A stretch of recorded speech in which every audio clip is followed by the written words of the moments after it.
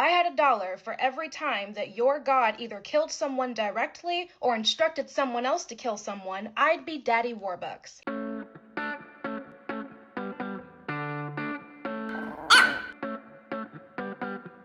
This is a gal by the name of Seraphina Simone. I discovered her on Facebook, but she goes by the Devil's Daughter on TikTok, which I've told you before. I'm old and so I don't do TikTok, but I need to because there's a lot of good material on TikTok. But anyway, she is on YouTube, but unfortunately she just doesn't do a lot on YouTube. But I'll link her stuff below so that you can follow her, because she has a lot of fresh takes that I really appreciate, and she's so bright.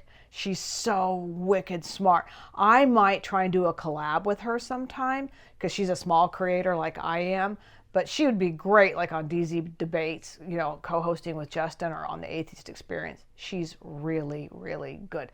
So let's take a look at the whole clip, and in the comments, let me know what you think about it. You have not read the Bible. If I had $1 for every time that your God either killed someone directly or instructed someone else to kill someone, I'd be Daddy Warbucks. Here's a few examples, just a few. Genesis 7, God sends a flood to kill the entire population on earth aside from Noah and his family. 1 Samuel 15, God commands the slaughter of the Amalekites, including all of the children. Exodus 12, God kills all the firstborns in Egypt. Numbers 21, God sends venomous snakes to kill his own people. Genesis 19, God destroys Sodom and Gomorrah, killing everyone residing there. Exodus 14, God hardens the Pharaoh's heart for like the 5th time and causes the Pharaoh to go after the Israelites that he just set free. Then God drowns the Pharaoh and all of his army. Joshua 8, God commands the Israelites to kill 12,000 innocent men and women in the city of Ai. Numbers 31, God commands the slaughter of the Midianite men and the non-virgin women. God also commands the Israelites to take the virgin women for themselves. What a loving God. Judges 7 and 8, God commands Gideon and his 300 men to attack the Midianites, and 120,000 men are killed. 2 Kings 2, God sends 2 bears to maul 42 boys to death. Number 16, God splits open the earth, swallowing up 3 men and their families. Also in number 16, God sends a plague to kill 14,700 people because the Israelites were upset with God for killing those 3 men and their families. God really said, oh, you don't like me killing people? Let me kill more people. Judges 16, God helps Samson kill himself and a bunch of Philistines along with him. Exodus 32,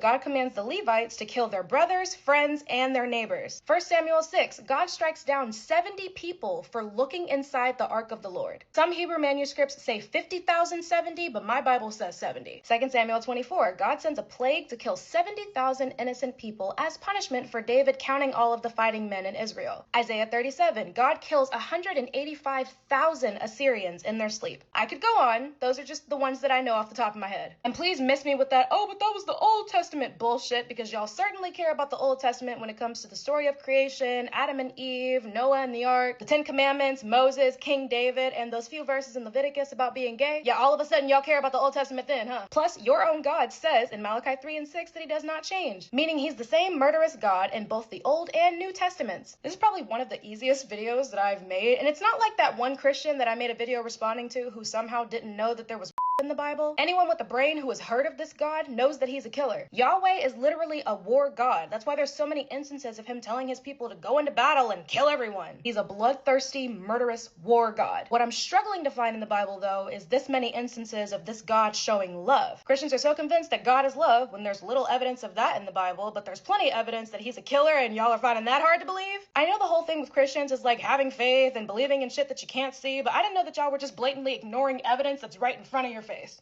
First of all, she said that's all off the top of her head. So she knows the Bible like a whole lot better than I do, because I mean, I know the stories, but I could never rattle off the verses. So good on her. She really, really knows the Bible. But I want to add a couple of things to that. First of all, what about all the animal unaliving?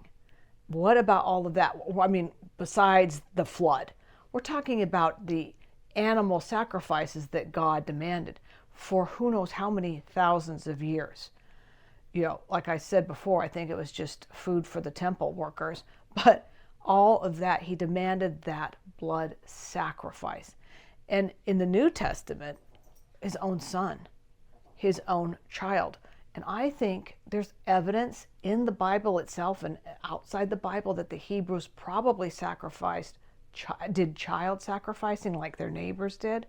There's some proof of that in the Bible. I mean, what about Abraham, right? Abraham was going to go unalive his own son, sacrifice his own son to God, and then didn't, but he didn't seem to think that was an odd thing to do. So there's that thing. He sacrificed his own son. And I had a sister who was extremely devout. After I deconverted, she was extremely devout.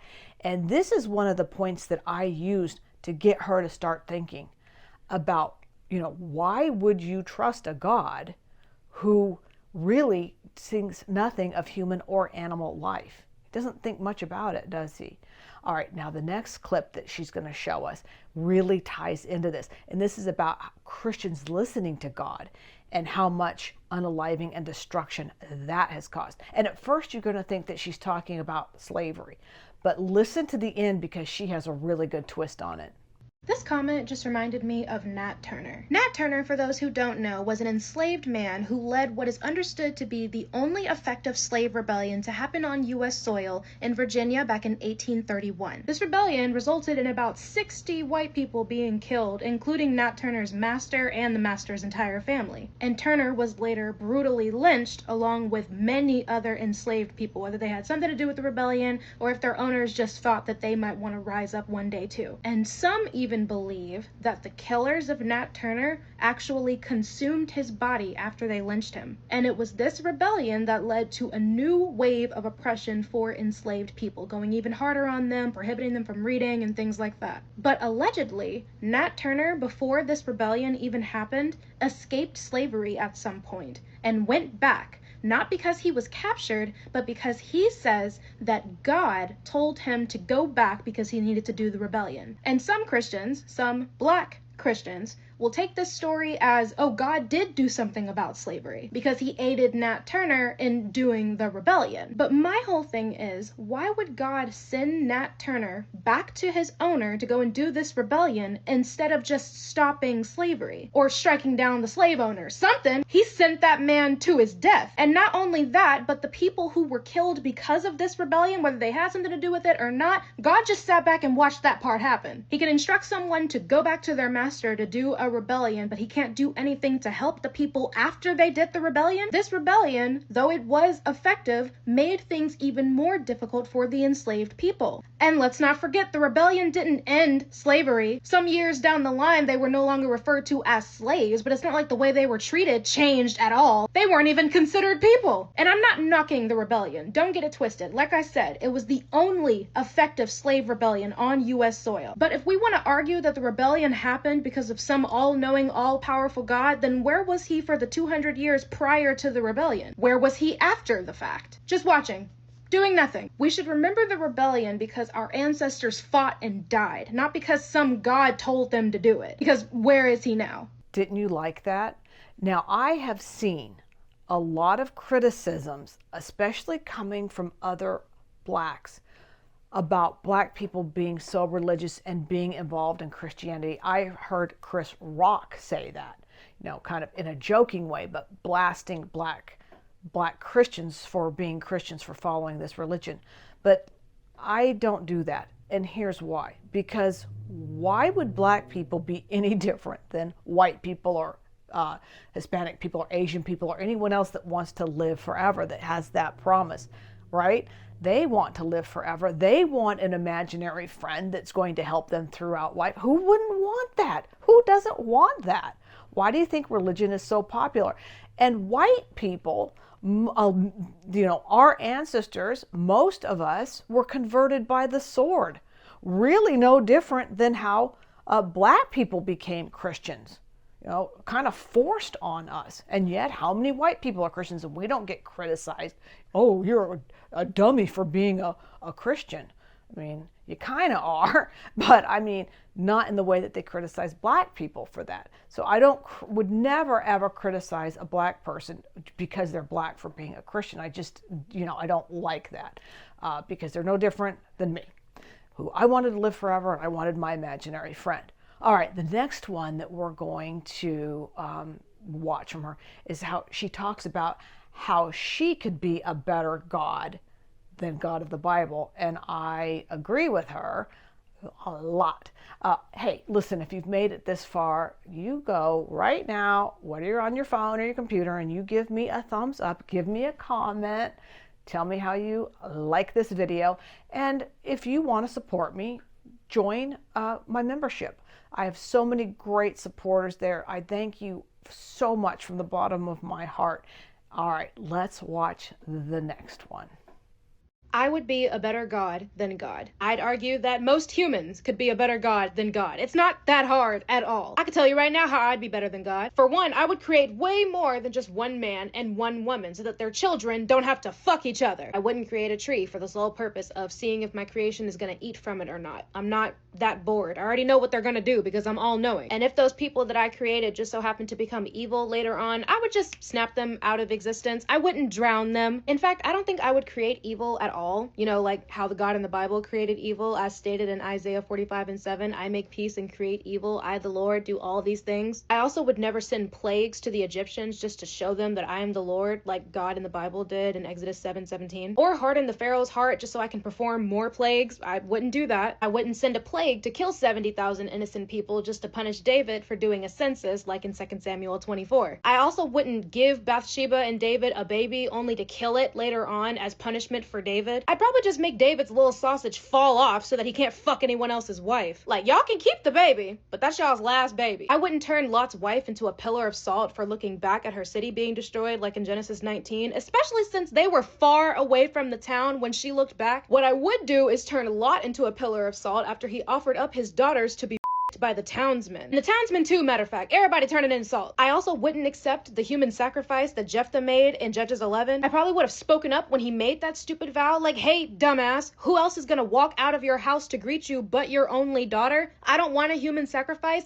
Pick a different vow. I also personally wouldn't call for the genocide of all of the Amalekites like in 1 Samuel 15. Maybe the soldiers that attacked the Israelites, but the innocent women and children, they would be spared. There's no reason to kill them. I could keep going. Like, there's so much in the Bible that this God did that I would never do if I was in his position. Like, are they hiring up there? Because obviously the dude in charge don't know what the fuck he's doing. I've talked about this before. Not only am I a better person, I just made a video about that. I'll link that above. Not only a better person now that I'm not involved with the God of the Bible, I could be a better God. You could be a better God. Unless you're a Ted Bundy or a Jeffrey Dahmer watching this, if you're an average normal person with at least some feelings, you could be a better God for all the reasons that she talks about. And think about this. Not only, the awful things that he's done, but none of his plans have ever worked out. Which of God's plans have ever worked out? Creating humans didn't really work out, did it?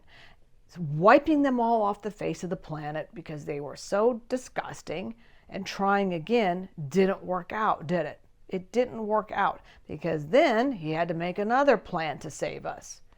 Just getting it down to 8 godly people, it didn't work out. How did he not know that? What was the point of the flood if he knew we were just going to go back to the evil ways we had? It doesn't make any sense, and it didn't work out. And sacrificing his own son, aliving his own son to save the world hasn't worked out either, because only 1 in 3 people worldwide believe in that, follow him. And how many of those do other Christians think aren't even going to go to heaven, don't make it? Most of them, at least 50% of those, other Christians think they're not going to make it. So it doesn't make any sense. It doesn't work. So isn't she great? I love her. She's amazing. So please go give her a like, go give her a follow, and I will see you next time.